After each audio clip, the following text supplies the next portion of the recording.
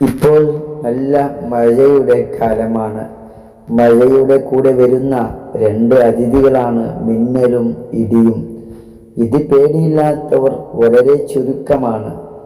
അത് മുഖേന അപകടങ്ങളും ദുരിതങ്ങളും നഷ്ടങ്ങളും നാശങ്ങളും സംഭവിക്കാറുണ്ട്.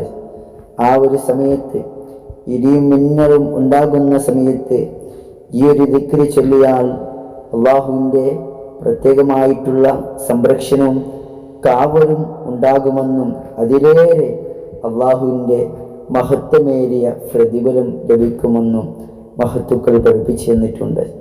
ഏതാണ് ദിക്ർ? അല്ലാഹുമ്മ ലാ തഖ്തുൽനാ ബിഗളബിക വലാ തുഹ്ലിക്നാ ബിഅദാബിക വഅഫിനാ ഖബല ദാലിക എന്ന ദിക്ർ ജീവിതത്തിൽ ഇടിമിന്നൽ ഏൽക്കുന്ന സമയത്ത് ചൊല്ലുക. അല്ലാഹു തൗഫീഖ് നൽകട്ടെ.